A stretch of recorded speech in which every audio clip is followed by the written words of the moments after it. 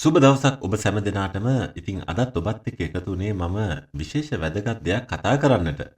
ඒ තමයි ලෝකේ ලොකුම බොරුව පිළිබඳව ඇත්ත කතා කරන්නට සහ මොකද්ද මේ ලොකුම බොරුව කියන එක පිළිබඳව මේ දවස්වල විමසලා බලන්නටයි. අපි දන්නවා පහුගිය කාලයේදී මුළු ලෝකයේමත් ඒ වගේම ශ්‍රී ලංකාවෙත් බහ වුණු තවමත් මිනිසුන් මුලා කරමින් ප්‍රචාරණය කරන මෙම බොරුව පිළිබඳව කතා කරන්නටයි අද යන්නේ. ඒ තමයි අද ලංකාවෙත් ලෝකෙත් බොහෝ දෙනා හොයන්නේ නැති, දන්නේ නැති කිසිම කෙනෙක් විසින් කියා දෙන්නේ නැති, එහෙම නැත්නම් කියන දේ අහගෙන ඒව විශ්වාස කරන මේ බොරුව තමයි පලස්තීන දේශය යුදෙව්වන් විසින් අවුරුදු 78කට කලින් අල්ලා ගත්තා කියන එක ඒ පිළිබඳව අද අපි හොයලා බලමු. දැන් මේ මොන දේ කතා කරන්නත් කලින් අපි ඉස්සල්ලාම බලන්න ඕනනේ දැන් මේ යුදෙව්ව මේ දේශය අල්ලගත්තා කියන එක පිළිබඳව. ඉතින් එහෙමනම් මේ යුදෙව්ව කවුද කියන එක අපි දැනගෙන ඉන්නට ඕනනේ. පහුගිය කාලේ අපි දැක්කා එක්තරා ප්‍රධාන අමාත්‍යවරයෙක් හිටපු අමාත්‍යවරයෙක් සහ අමාත්‍යවරුන් දෙදෙනෙක් එක්තරා විශ්වවිද්‍යාල කතිකාචාර්යනියක් පවා මේ වීඩියෝස් වලින් සෝෂල් මීඩියා හරහා පෙන්වලා දෙනවා කවුද මේ යුදෙව්වෝ එහෙම නැත්නම් මොකක්ද මේ ඊශ්‍රායලය කියන පිළිබඳව සහ මොකද්ද ඉතිහාසය කියන දේ පිළිබඳව.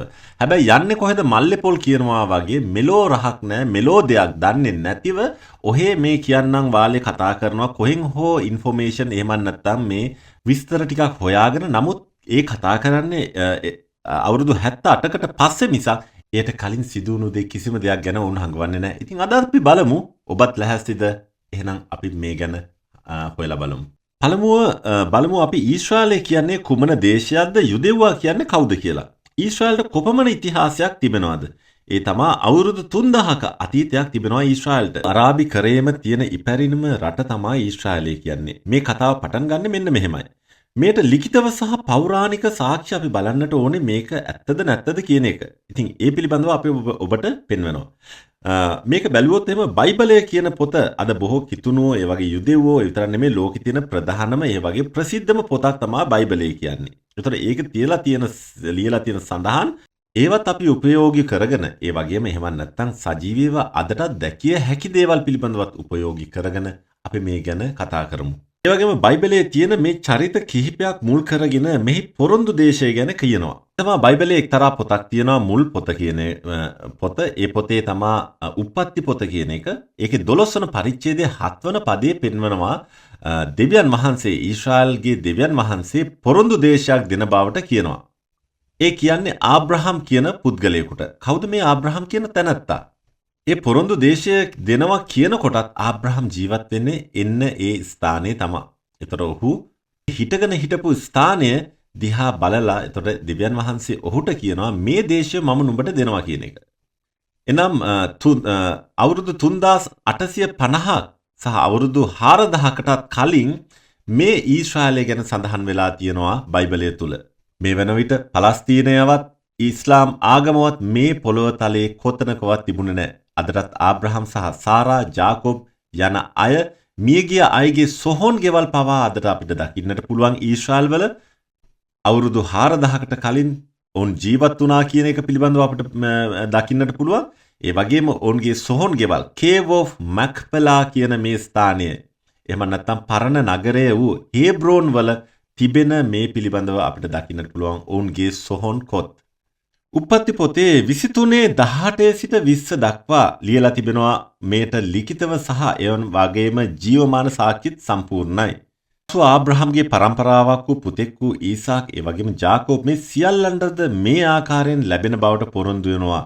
පසුව එම දේශයෙන් පිටත්ව ඔවුන් මිසරයට යනවා මහත් නියඟයක් නිසා. මේ ජාකෝබ් සහ ඒ වගේම ජාකෝබ්ට දරුවෝ 12 දෙනෙක් ඉන්නවා. මේ දරුවෝ 12 දෙනාත් සමග යනවා මිසර දේශයට, ඒ කියන්නේ ඊජිප්තුවට. දරුවෝ පිළිබඳව හරියාකාරව බැලුවොත් එහෙම ඒ දරුවන්ගේ නාමයන් තමයි මේ විදිහට. රූබන්, සිමියෝන්, ඒ වගේම යුදා, ඒ වගේම ඉසකාර්, ඒ වගේම සෙබියුලන්, බෙන්යාමින්, දාන්, නෆ්තලි, ගාද්, අෂේර්, ඒ වගේම ජෝසෙෆ් සහ ලෙවි කියන දරුවන්.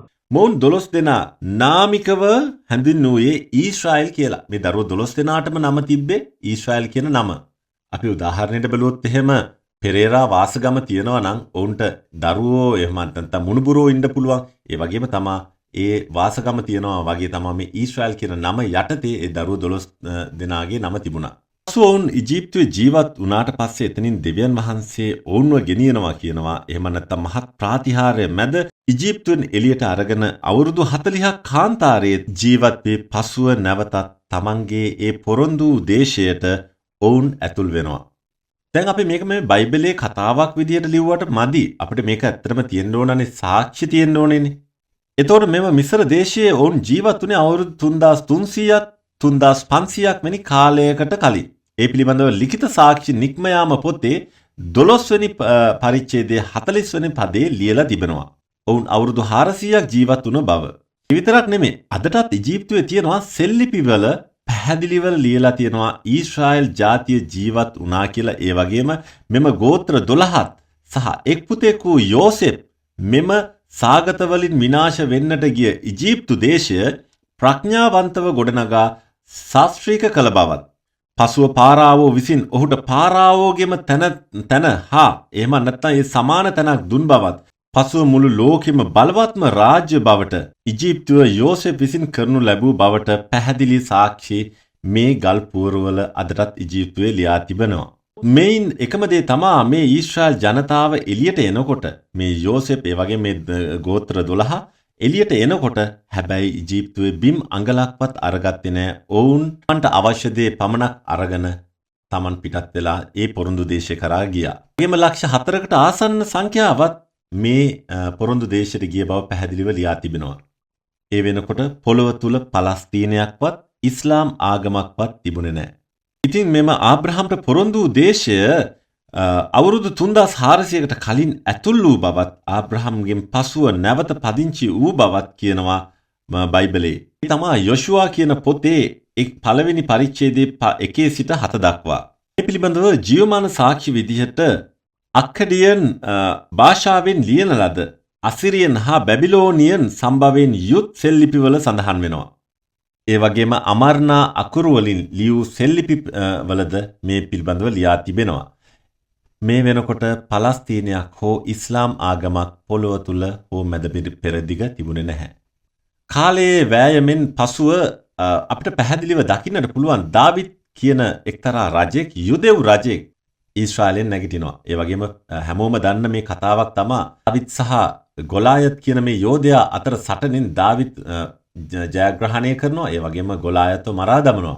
මේ සිදුවුනේ අවුරුදු 3045 3050 අතර කාලය තුලදී. ඒ පිළිබඳව 1 සැමුවෙල් 17:40 සිට 51 දක්වා අපිට පැහැදිලිව දකින්නට පුළුවන්. ඒ වගේම ජීවමාන සාක්ෂි විදිහට මෙම ස්ථානය අදටත් දකින්නට පුළුවන්. එනම් ඒ තමා එලාහ් කියන නිම්නය තුලදී මේ සටන් කළ බවත් එය පැහැදිලිව ලිඛිතව සහ අදටත් දකින්නට පුළුවන් ඒ ස්ථානය. එතකොට දාවිත් සමග සටනට ආවේ මේ පිලිස්තීන් කියන එක්තරා ජන කොට්ටාශයක්. එතකොට කවුද මේ පිලිස්තීන්? මේ කියන්නේ පලස්තීන කට්ටිය නෙමෙයි. පිලිස්තීන් කියන්නේ ඒ කාලේ හිටියේ පිලිස්තිවරු කියන්නේ. එහෙම නැත්නම් ඔවුන් ග්‍රීක සහ එහෙම නැත්නම් ග්‍රීක සම්භවයක් ඇති පුද්ගලයෝ. ඔවුන් මේ මුහුදෙන් ආ බව ඒ වගේම වෙරළ තීරයේ ජීවත් වූ කොට්ටාශයක් විදිහට තමයි පැහැදිලිව තියෙන්නේ. නැවතත් කියනවා වගේ මේ වෙනකොට පොළොව තුල මැද හෝ මැද පෙරදිගේ පලස්තීනයක් හෝ ඉස්ලාම් ආගමක් තිබුණේ නැහැ. අපි අර කිව්වා වගේ ඊශ්‍රායල් කියන නම එන්නේ ගෝත්‍ර 12කටනේ. එම 12 දෙනාකින් එක තමයි මේ යුදා කියන්නේ. ඒ කියන්නේ එක පුතෙක් තමයි යුදා කියන්නේ. ඒ යුදා කියන කෙනා තමයි අදටත් පොළොව තුල ඉන්නේ තමයි යුදෙව්වා කියන. එතකොට අනිත් දරුවෝ 12 දෙනාම 12 දෙනාගෙන් 11 දෙනෙක්ම ඒ වෙනකොට ගොස් හමහරයි. ඒ කියන්නේ රටින් ගිහිල්ලා වෙන වෙන රටවල් වල ජීවත් වෙන්න ඈතට ගිහිල්ලා වෙන වෙන අය සමග විවාහ වෙලා මේ වගේ සිදුවීම් වෙලා නමුත් අදටත් යුදෙව්වා කියන යුදා කියන ඒ ගෝත්‍රය අදටත් පොළොව තුල ඉන්නවා.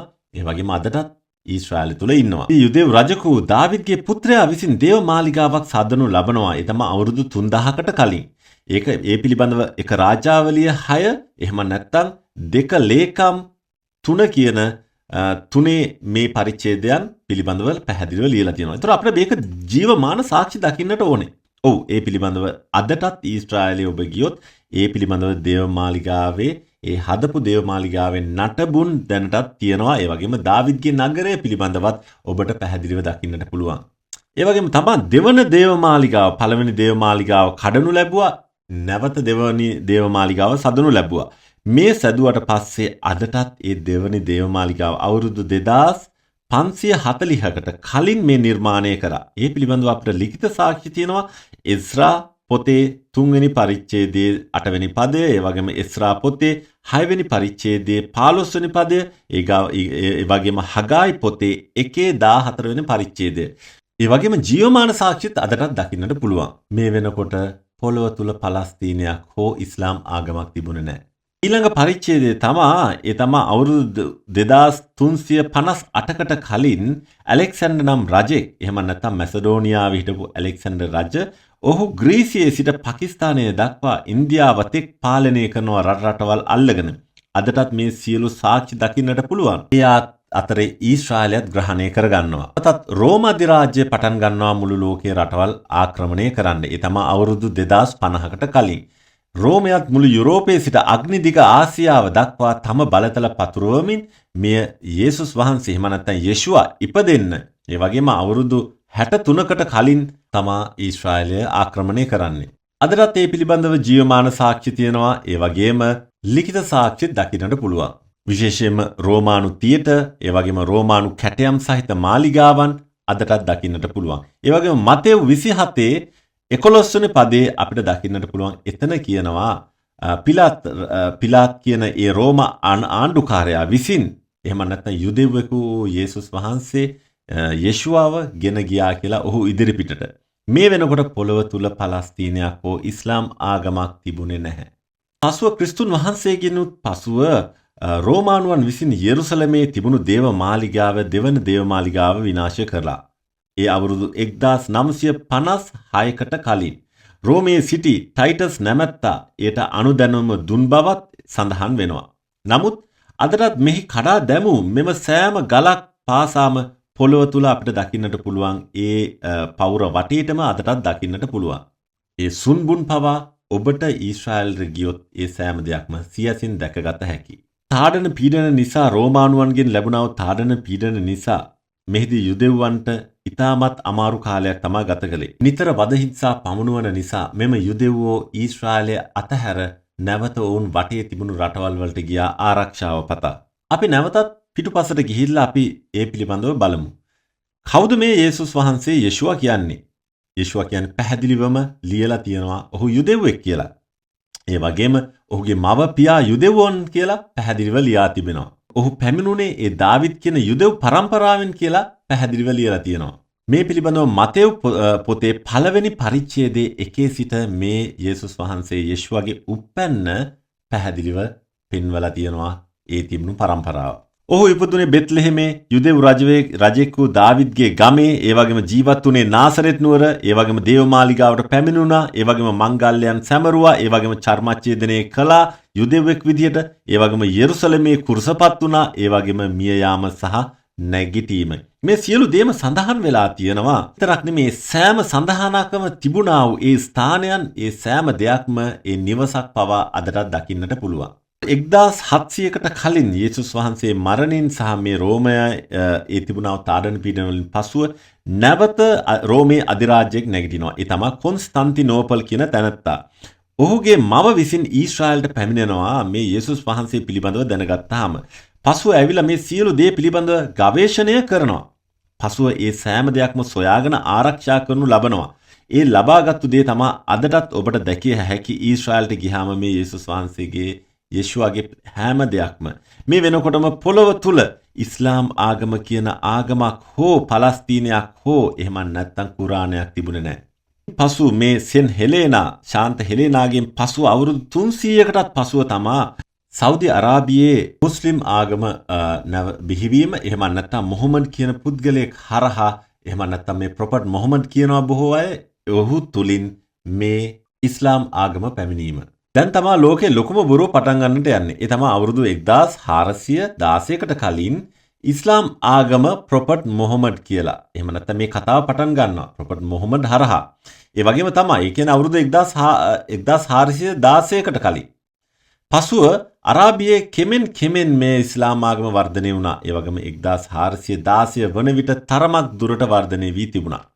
අවුරුදු 1405 කාලයේදී තමා කියන්නේ ප්‍රොෆට් මොහමඩ් ඉගිලෙන බූරුවෙකු පිට නැගලා ජෙරුසලමට ආවා කියනවා. හැබැයි මේ පිළිබඳව කුරානයේ සාක්ෂි තියනවද? නැහැ. කිසිම සාක්ෂියක් කුරානයේ නැහැ.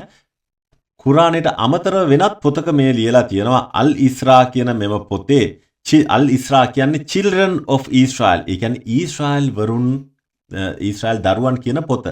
මේ සියලු දේ ලියලා තියෙන්නේ යුදෙව්වන් පිළිබඳව. ඒ කියන පොතේ තමයි මේක මේ සඳහන් වෙලා තියෙන්නේ ප්‍රොෆට් මොහමඩ් බූරුවෙක් පිටේ ඉගිලිලා ආවා කියන එක ජෙරුසලම්. නමුත් මේ පිළිබඳව කුරානයේ කිසිම තැනක ලියලා නැහැ. මේක මතයක් පමණයි. අල් ඉස්රා කියන පොත මේක යුදෙව්වෝ ලියපු පොතක් නෙමෙයි. මේක අරාබි වරුන් විසින් ලියපු පොතක්. අල් ඉස්රා 17:1 සඳහන් වෙලා තියෙනවා මෙන්න මේ ආකාරයට. එහි සඳහන් වෙලා තියෙන්නේ මේ ඉගිලුණු බූරුවෙකු පිට පැමිණුණා කියලා පමණක් නෙවෙයි. එහි සඳහන් වෙලා තියෙන්නේ ඉතා ඈත අකම සිට ඉතාමත් ඈත පල්ලියකට තමා මේ ප්‍රොෆට් මොහමඩ් ගියේ කියලා. ඇත්තටම මේ ඉතාමත් ඈත පල්ලිය කියන එක මොකක්ද කියන එක අදටත් දන්නේ නැහැ. නමුත් පහුගිය කාලේදී මේ ඔටමන් එම්පයර්ට කලින් හිටියා වූ ඒ ඉමාන්ලා තමා කියලා තියෙන මේ පල්ලිය මේ ජෙරුසලම වෙන්න ඇති කියන එක මෙතන ඇත්තටම පොලිටිකලි එහෙම නැත්නම් දේශපාලන පැත්තකුත් කතා කරනවා. උන්ට මේ දේශය අල්ලා ගැනීමට අවශ්‍ය නිසා ඔවුන් ඒ කාලෙදි කිව්වා කියලා මේ මෙතනට එහෙනම් එන්න ඇති කියලා. ඇත්තටම කොතනකවත් සඳහන් වෙලා නැහැ මේක ජෙරුසලමට ඔහු ආවා කියන තැනක් නැහැ. පසුව මේ ප්‍රොෆට් මොහමඩ් මිය ගියාට පසු අවුරුදු 1330කට කලින් පැමිණෙනවා අබ්ද් අල් මලික් කියන නැමැත්තා. මොහු පැමිණලා නැවත මේ ස්ථානයේ පුංචි මොස්ක් එකක් හදලා මොහු ඒ ප්‍රතිසංස්කරණය කරනවා. කොහෙද මොහු ප්‍රතිසංස්කරණය කරන්නේ? ඒ තමයි එදා යුදෙව්වන්ගේ දේවමාලිගාවේ තිබුණු තැන රෝමානුවන් විසින් කඩලා විනාශ කරපු ඒ ස්ථානයේ කිසිම දෙයක් තිබුණේ නැහැ. පසුව මොවුන් ඇවිල්ලා මෙතන මොස්ක් එකක් හදනවා. ඒක හරියට නිකන් කූරගලට වුණා වගේ වැඩක්. පහු කාලිනව තුර්කියේ අධිරාජ්‍යයෙකු ඔටමන් අධිරාජ්‍යය විසින් අරාබියේ සහ මැද පෙරදිග රාජ්‍යයන් අත්පත් කර ගනිමින් ගියා. ඒ වගේම නැගෙනහිර යුරෝපයේ සිට බටහිර ආසියාව දක්වා ඔහුගේ යටත් විජිතයක් වූ අතර ඔහු 1299 අවුරුද්දේ සිට මෑතක් වූ 1922 දක්වා යටත් කරගෙන තිබුණා. එහිදී මෙම අල් අක්සා කියන ගොඩනැගිල්ල ප්‍රතිසංස්කරණය කොට තව වැඩි දියුණු කරා.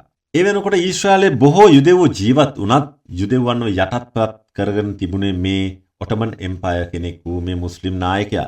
එතකොට ඒ කාලයේදී බ්‍රිතාන්‍ය විසින් අල්ලාගත්තා ඊශ්‍රායලය. ඒ වගේම ලංකාව මේ සෑම රටවල් 70ක්ම අල්ලගත්තා බ්‍රිතාන්‍ය විසින්.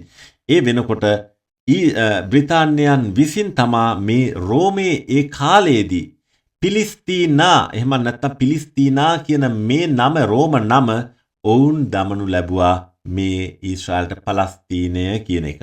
බ්‍රිතාන්‍යයන් අල්ලගත්තට පස්සේ මේ ලෝකයේ රටවල් ඒ වගේම මේ තිබුණු රටවල් වල තිබුණු නාමයන් අහක් කරලා බ්‍රිතාන්‍යයන් විසින් ඔවුන් නාමයන් දැම්මා. ඒ වගේ තමයි ඒ කරපු දෙයක් තමයි ඔය ඊශ්‍රායලයේ නම අහක් කොට ඔවුන් පලස්තීනය කියලා දැම්මේ. වැඩි දුර යන්නට ඕනේ නැහැ.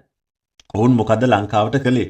ලංකාවේ තිබුණු ශ්‍රී ලංකා කියන දීපය ඒ නාමය ඔවුන් අහක් කරලා බ්‍රිටිෂ් සිලෝන් කියලා දැම්මා. ඒ වගේම පාකිස්තානයේ බැලුවොත් එම බ්‍රිටිෂ් රාජ් කියන එක දැම්මා. ඒ වගේම හින්දුස්තානය එහෙම නැත්නම් ඉන්දියාවට හින්දුස්තානය කියනවා. ඒ කාලෙදි පසුව බ්‍රිටිෂ් රාජ් කියන එක ඒ නමම තිබුණා මේ බ්‍රිතාන්‍යයන් විසින් දාලා. මම ඔබට පහත දක්වලා ඇති මේ ලිස්ට් එකක් බලන්න. බ්‍රිතාන්‍යයන් විසින් අල්ලගත්තාම තිබුණු නම මොකද්ද? බ්‍රිතාන්‍යයන් විසින් වෙනස් කරපු නාමය කුමක්ද කියන එක. ඒ වෙන විට එතකොට හිටියා මේ ඊශ්‍රායලයේ බොහෝ යුදෙව්වෝ ජීවත් වුණත් ඒ වගේම මුස්ලිම් සහ එහෙම නැත්නම් අරාබි ජාතිකයොත් මේ රටට ඇවිල්ලා ජීවත් වුණා. බ්‍රිතාන්‍යයන් විසින් වෙනස් කරපු ඒ නම ඊශ්‍රායල් නම පලස්තීනයක් කෙරුවා ඔවුන්. ඒ වගේම මේ බ්‍රිතාන්‍යයන් අල්ලාගත්තු සෑම රටකටම ඔවුන් පාස්පෝර්ට් එකක් දුන්නා. ඒ තමයි මේ පලස්තීනය කියන නම දාපු පාස්පෝර්ට් එක. ඒ වගේම මේ ගුවන් බලපත්‍රය තිබුණා. ඒ වගේම මේකේ පිටිපස්ස ලියලා තියෙනවා පැහැදිලිව හීබ්‍රු වලින් ලියලා තියෙනවා land of Israel කියලා. ඒ කියන්නේ මේ ඊශ්‍රායල් දේශය. නමුත් බ්‍රිතාන්‍යයන් විසින් ඒක පවර්ලා තිබුණේ පලස්තීනය කියන නම පමණයි. හැබැයි ඒකට පිටිපස්සේ දාලා තියෙනවා land of Israel කියලා.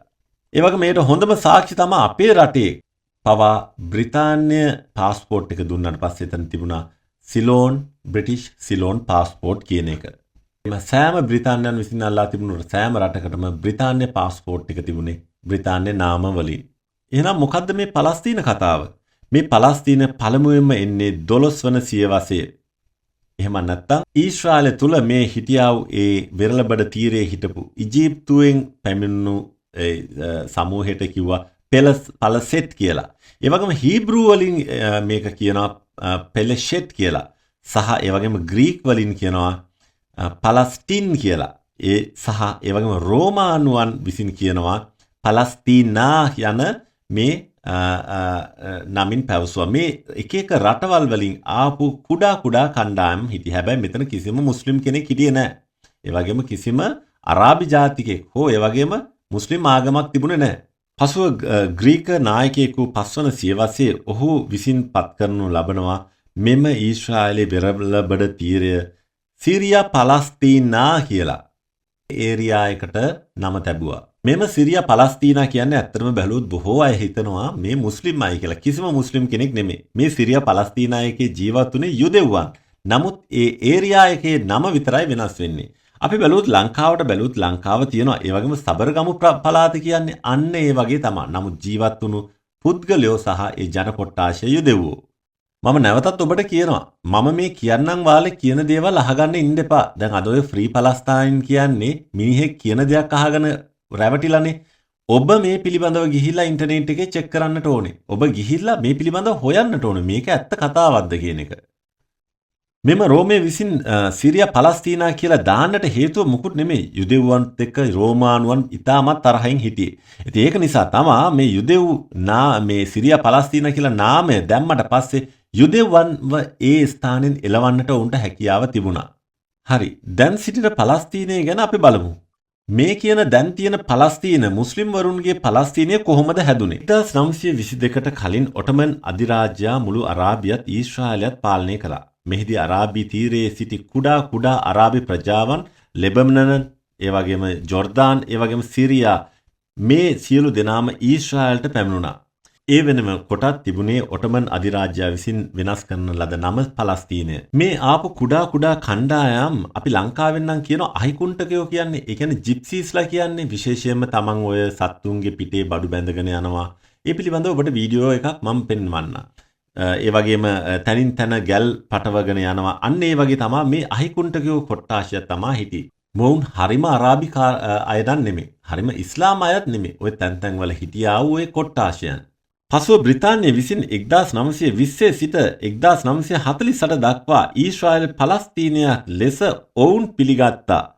මෙම අහිකුන්ටක ජනතාව පැමිණ ජනාවාස වී මුලින්ම ඊටාම සුළු පවුල් වුවද අද වන විට ඊශ්‍රායලයේ ජන ගණත්වය භාගයක් වී ඊශ්‍රායලෙන් ඒ දේශය තමන්ට අයිති කියා අද කුඩා කණ්ඩායම් ත්‍රස්තවාදී කණ්ඩායම් පවා නිර්මාණය කරලා අද ඊශ්‍රායලය විනාශ කරන්නට වුන් උත්සාහ කරනවා. දැන් ඔබට තේරෙනවා ඇතිනේ කවුද මේ පලස්තීනවරු දැනට ජීවත් වෙන. ඒ වගේම කවුද මේ ඊශ්‍රායලය සහ පලස්තීනය කියන්නේ. මෙහිදී සිදු වුණේ යුදෙව්වන්ට ඇත්තටම මේ ඊශ්‍රායලට මොවුන් අරගත්ත විතරක් නෙමෙයි. අවසානයේදී අර කතාවක් තියෙනවානේ ඔටුවට ඔළුව දාන්න කිව්වහම මුළු ඇඟම දැම්මට පස්සේ කූඩාරමේ හිටපු මිනිස්සුන්ව එළියට ගියා කියලා. අන්න ඒ වගේ වැඩක් තමයි සිදු වුනේ. පසුව අරාබි රටවල් පවා විශාල මුදල් සපයනවා දැනටමත්. ඒට හේතුව නම් මෙම ඉන්න යුදෙව්වන්වත් එලවලා දමන්න. ඒක නිසා මෙම පලස්තීනයේ ඉන්නා මේ කොට්ටාශය පෝෂණය කරනවා. යුදමය අතින්, ඒ වගේම ආයුධ අතින්, ඒ වගේම ත්‍රස්තවාදී මට්ටමින් සංවර්ධනය වෙන්නටත් එය යුදෙව්වන්ට විරුද්ධ වෙන විදිහට, එහෙම නැත්නම් සතුරෙක් විදිහට යුදෙව්වන්ව පළවා හරින්නට මොවුන්ව දැන්ට මේ ඊශ්‍රායල් තුල තබා ගන්නවා.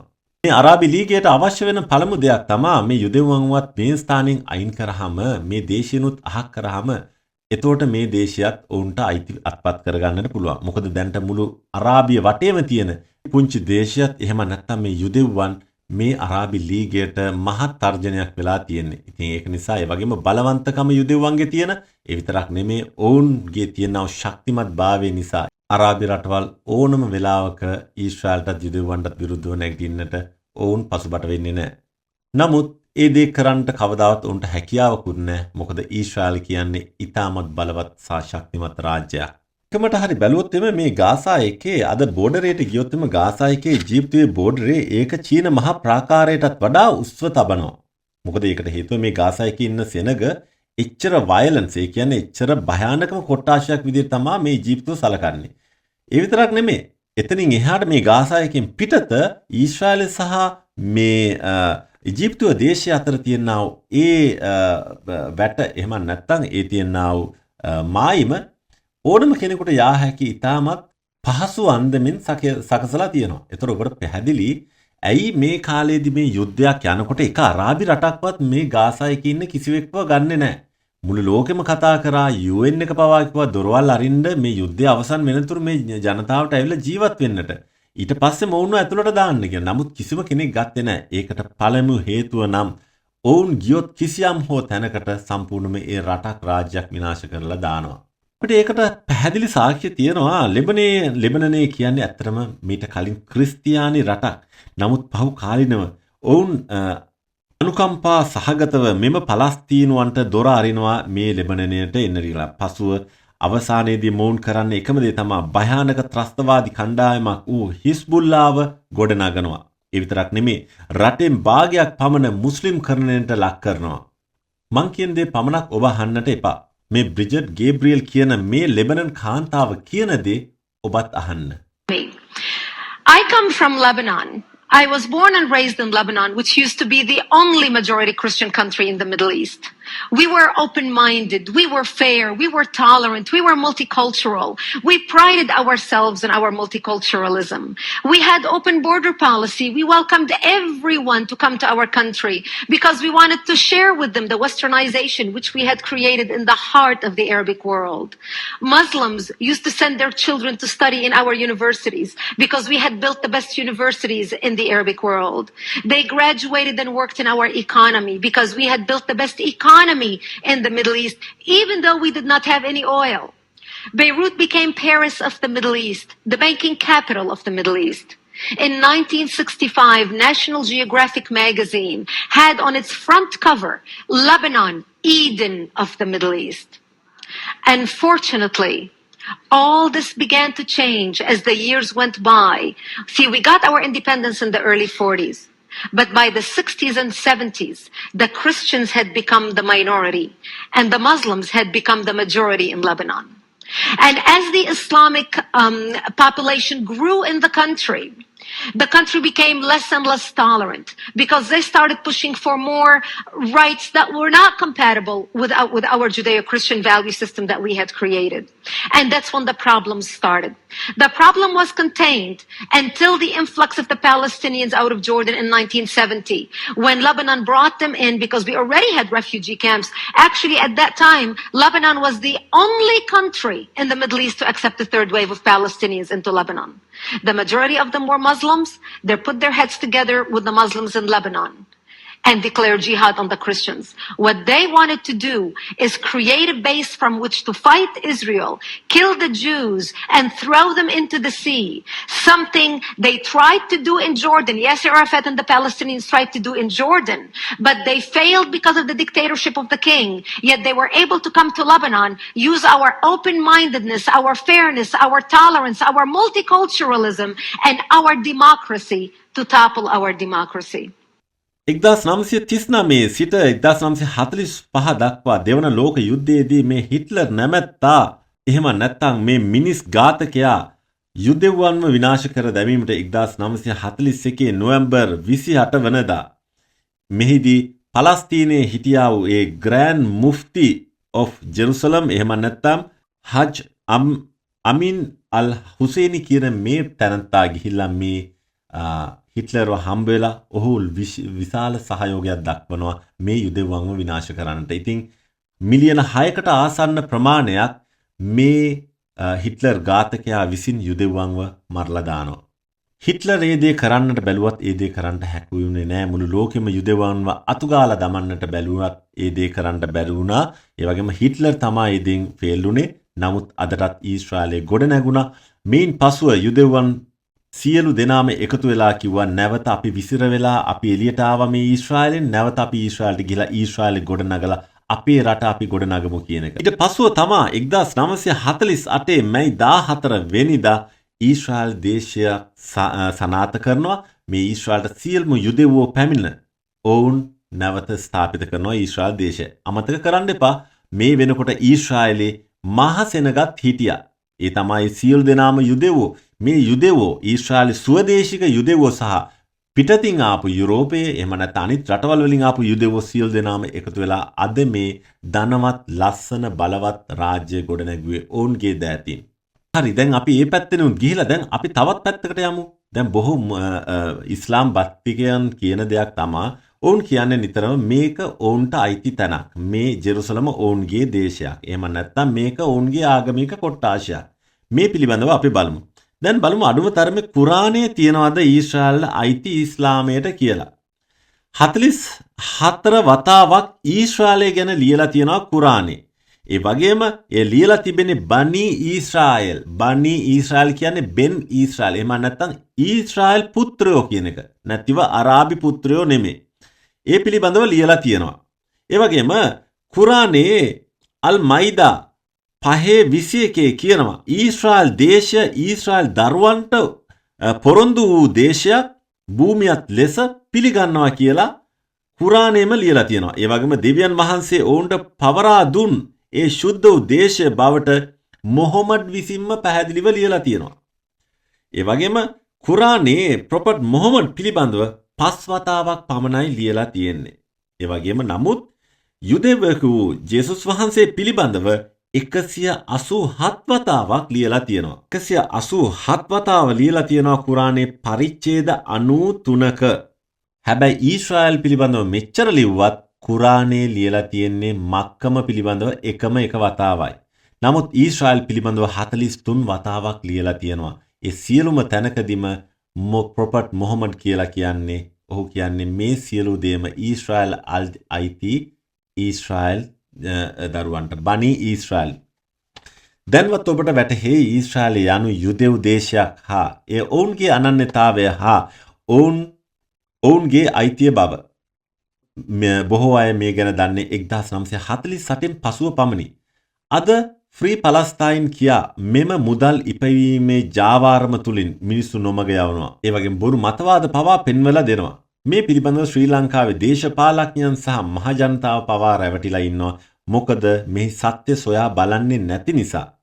දැන් බලනකොට යුදෙව්වන්ගේ දේශය මෙම පලස්තීනයේ නුවන් පැමිණ අල්ලාගෙන ඇති බව අපට පැහැදිලි වෙනවා. යුදෙව්වෝ ඇවිල්ලා මේ දේශය අල්ලගත්තා නෙමේ මේ පලස්තීනුවන් එහෙම නැත්නම් මේ හිටපු අහිකුන්ටක ජනතාව ඔවුන් ඇවිල්ලා යුදෙව්වන්ගේ දේශය එදා පටන් අල්ලගත්තා කියන එක. ඉතින් මෙවැනි ප්‍රෝඩාවක් මෙවැනි බොරුවක් මවමින් මුළු ලෝකෙ වටේ ඊශ්‍රායල්ටත් මේ යුදෙව්වන්ටත් විරුද්ධව කැරලි ගසනමින් මෙවැනි මුදල් ඉපවීමේ මහා ජාවාරම තවදුරටත් කරගෙන යනවා. ඒ වගේම බැලුවොත් එහෙම නමුත් මේ වෙනකොට බොහෝ අරාබි රටවල් ඊශ්‍රායල් සමග එකතු වෙලා තානාපති සම්බන්ධතා ඒ වගේම ඊශ්‍රායල් සමග ඉතාමත් දැඩිව කටයුතු කරන්න උත්සාහ කරගෙන යනවා. ඒ වගේම ලංකාවේ මුස්ලිම් සහෝදර සහෝදරයන් තුල ඊශ්‍රායල් පිළිබඳව තියෙන්නේ ඉතාමත් වැරදි මතයක්. ඒකට හේතුව අරාබියේ ඉන්න මුස්ලිම් ජනතාව සහ ලංකාවේ ඉන්න මුස්ලිම් අය මේ වර්ග දෙකක්. ඒකට විශේෂයෙන්ම අපි බලනවා නම් අරාබියේ අය වුන් හැම වෙලෙම හිතන්නේ යුදෙව්වන්ගේ ඉන්නා වූ එකම තවත් සහෝදරෙක් තමයි මේ ඊසාගෙන් පරම්පරාවේ ආපු කට්ටිය කියන එක. ඉතින් ඒක නිසා වුන් හැම වෙලෙම හිතනවා මේ අපේ එක්තරා සහෝදරයෙක් කියන එක.